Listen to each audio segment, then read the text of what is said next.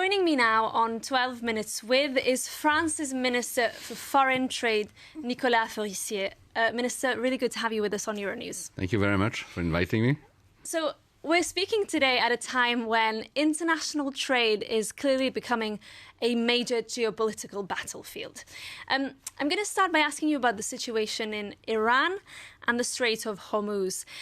Can the EU really do anything to free up trade, reroute products, energy commodities, for example, while Iran and the US continue in this standoff? We can't remain without doing nothing about this situation. And I just want to mention the fact that this situation is added to previous difficulties in the international trade, which are, for example, the tariffs of Mr. Trump, which are the China overcapacities rerouted towards the European market, for example, which are the consequences of the war of Russia in Ukraine. I mean, the situation is very complicated, and of course we share discussions.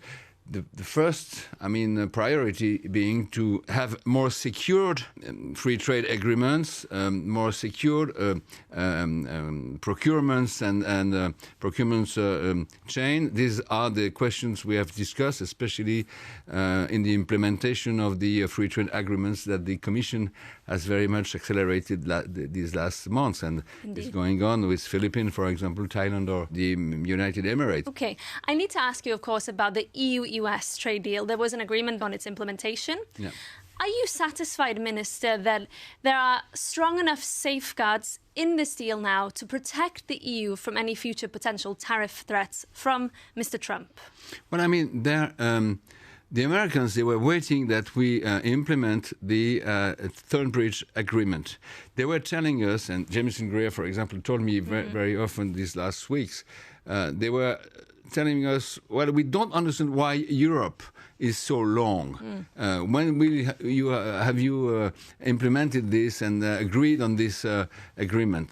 It's done. Okay, and it will be operational, if I well understood, next July. So this means that the Americans, they have their answer, and the Third Bridge Agreement has to be implemented as it was discussed and negotiated. And this means also that we will be very vigilant, of course, on the way the Commission will implement it, put it in an operational situation, but it's the same.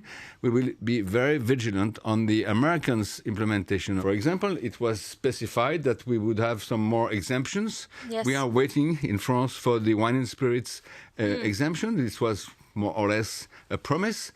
We are waiting for that. But you mentioned the exemption on wines and spirits, which is, of course, crucial for France.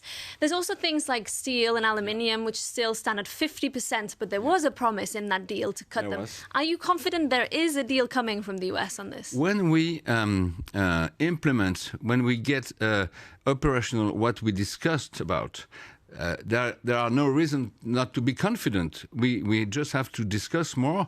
The discussion with the Americans has to be forwarded. This is what gives me the feeling that we can be optimistic, even if it takes time. You said that the Americans have been waiting, that Europe was perhaps slow. Do you not understand the delay when there have been threats to the territorial sovereignty of Europe when it comes to Greenland, when there have been these rulings from the Supreme Court that have thrown into doubt all of this? Do you understand the way the European Parliament especially has been biding its time to make sure that the US can be trusted? Do you understand that delay? I perfectly understand myself. The Americans, they have difficulties to understand. But we, and the French, I am French, I perfectly understand. On the other hand, we could say that on the contrary, the Americans, sometimes they are quite a little bit quick in their decisions and tariffs implementation. I see.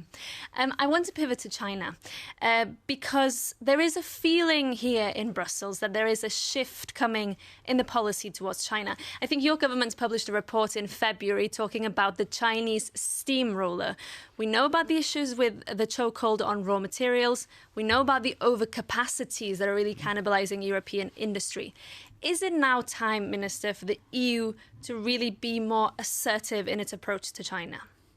We have to go on in discussing with China, but the Chinese have to understand that they won't win anything if they destroy the European industry and then the European market. So this means that Europe has to be clear on its analysis and on the use of means that are prepared and settled for a commercial defense to protect our industry and so on. We have not to be any longer naive, and this change of mind, this reinforcement of our protections of strategic industries, of the minimum level of input produced in Europe and so on, this is going on, this is changing. It's not a matter of China or not. It's not only China, it's all the countries.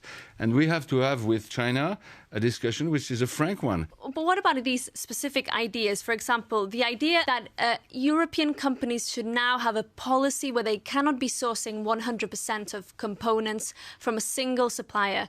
Is this something you support? Yes, we have to. You know, France has a very strict position on this. We have to protect, as all over the world, all other countries do. All other zones do that. The European countries are the only one not to do that enough. So we have to strengthen this policy of protection of our strategic interests and sectors in the industry, in the new technologies, in certain number of procurement chains. And this means that the IAA... which is the Industrial Accelerator Act. Yeah, will have to be implemented very rapidly and negotiated very rapidly, because we are now discussing on the scope which countries would be or not included with exemption in the European circle, if I may say so, yes. And which would not be what will be the level of European input, which is an obligation when you have some public money or when, for example, cars are subsidized and so on and so on. This is the question, and this is the discussion we are having. For the moment, France has a strict position, which is far more strict than the Commission's position as it was given, saying that you have 73 countries with which we have agreements and we should discuss with them and so on. We think it has to be very, very restrictive if we want it to be efficient to protect our industry. What does that mean for countries like the UK, Canada, who really seem to want to be part of this? The countries which are very close in terms of industrial integration, we could speak, for example, also of Morocco. We have to look what is efficient, what is normal, and what is interesting to support our own industry. I think car industry in Morocco is very much integrated to European industry, and especially France. So we have to take this into account. So you could envisage countries like Morocco within the Made in Europe scheme?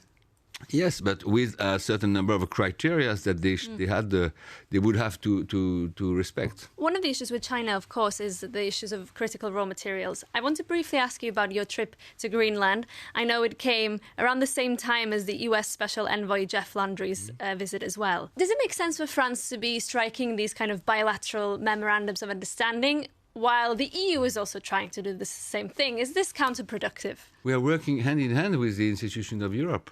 I met the Commissioner for Development when I was there. I spoke also in the name of Europe as a member of Europe. I mean, we have a special relations as French, and nobody can say that President Macron, Jean-Noël Barrot, and then me, we've been there. No other country has done that. So we are very close to the Greenlanders since 1 year, and the verbal aggression of the America on the idea that they could buy or they could take the Greenland.